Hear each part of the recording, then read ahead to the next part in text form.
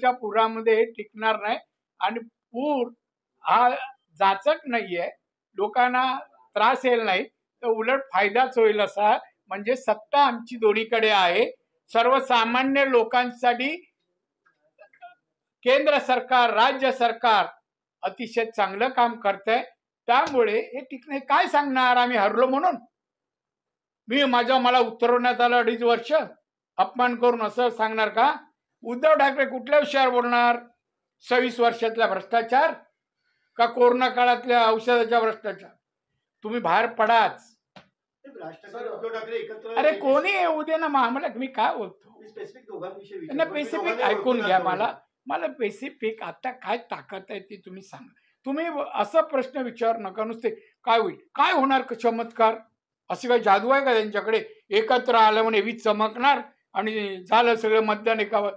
अरे काय आहे त्यांच्याकडे? दोघांचा हिशोब करा ना. अरे मराठी माणसाचं कल्याण काय केलं? हीच शिवसेना झाली तेव्हा कशासाठी? ऐकून घ्या. मराठी माणसाच्या न्याय हक्कासाठी, नोकऱ्यांसाठी उद्धव ठाकरे मॅक्झिमम मराठी माणूस शिवसेनेच्या काळात मुंबईच्या बाहेर गेले. आज 20% पण नाही, 18% का 16% मराठी आहेत जी 60% होती. 60% मराठी माणसं होती 1960 साली. आज 18% ते 19% आहे. कुठे काय केलं शिवसेनेने? हिंदू. आता सावरकर. अरे आता मुख्यमंत्री होता राहुल गांधी मांडीला बसत जो सावरकरांवर टीका करत जो आता बाहेर पडले. आता सावरकर आठवले. किती स्वार्थी माणूस आहे उद्धव ठाकरे. काल काय बोलत होता आज त्याला आठवत नाही हो. आता लंडन मध्ये आठवणी करून दिल्या का माहित नाही. काय डोक्याचं काय केलं असेल तर हे धंदे नाही करत होता ना. त्याला व्हिडिओ दाखवू का म्हणा? आदित्य ठाकरेचे त्याच्या घरचे म्हणा माझ्याकडे आहेत. कुठल्या अवस्थेत असतात ते दाखवू का? त्याला विचारा आणि त्यांनी सांगितलं दाखवीन. हा नाही त्याला विचाराच म्हणा. नको रे म्हणा, अजून लाळ सुकली नाहीये उगाच मला हे कर. मी कधी त्याचा विषय का पण तो आता अतिच बोलतो अमित शहा आणि मोदींवर. कोण आहे संजय राऊत? त्याला विचारायचा काय अधिकार आहे? कोण आहे ते?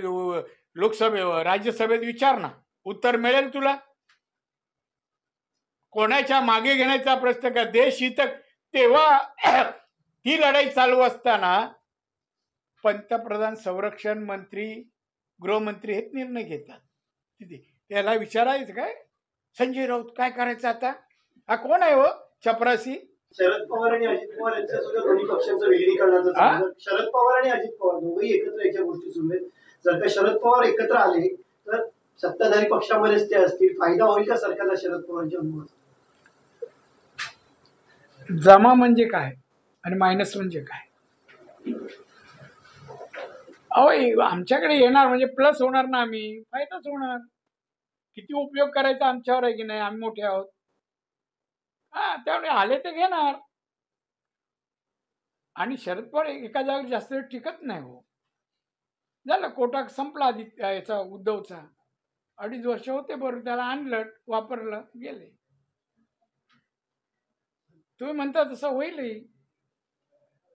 तुम्ही राजकारणाचा जर अभ्यास असेल तर आपण कोणाची युती करताना ताकद तर पाहतो की नाही. कोणाकडे किती आमदार आहेत, कोणाचे किती खासदार आहेत, जनमानसात प्रभाव किती आहे. जनमानसात प्रभाव असणं म्हणजेच आमदार खासदार असणं असं आहे की नाही.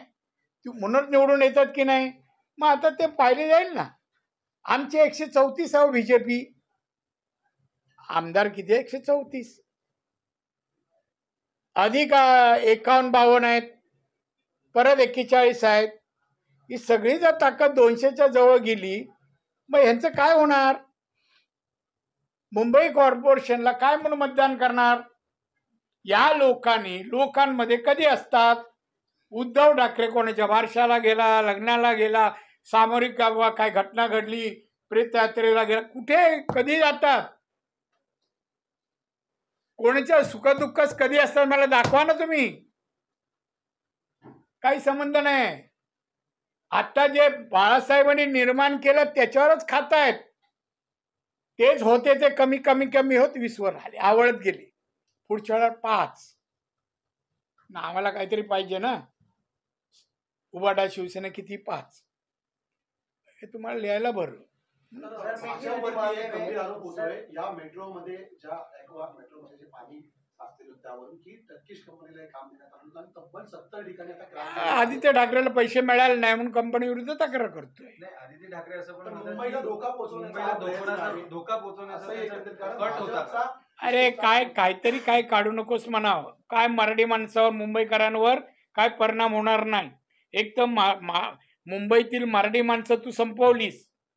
जिथे जिथे पार्टनर बिल्डिंग मध्ये होते ना तुम्ही, लालबागला इमारती झाल्या आहे ऐका हो बाबा, लालबागला परळला झालेल्या इमारती बघा सगळ्या आहेत मराठी 2% तरी सांगा मला. मला एक एक बिल्डर माहिती आहे, मला माझे पण मित्र आहेत. पण मी हे लोक सगळे पार्टनर आहेत उद्धव ठाकरे यांची कंपनी. बोलू नाही, तू चुप्प बस म्हणा. काय भीती आम्ही बघून घे. आम्ही देशाचा कारभार आहे ना, देशातल्या जनतेचं संरक्षण करणं आमचं कर्तव्य आहे. मोदीजी हेच सांगतायत. तू त्या घराच्या बाहेर पडणार नाही रे. प्रोटेक्शन काढलं तो घराच्या बाहेर पडलं तर मी काय अरे काय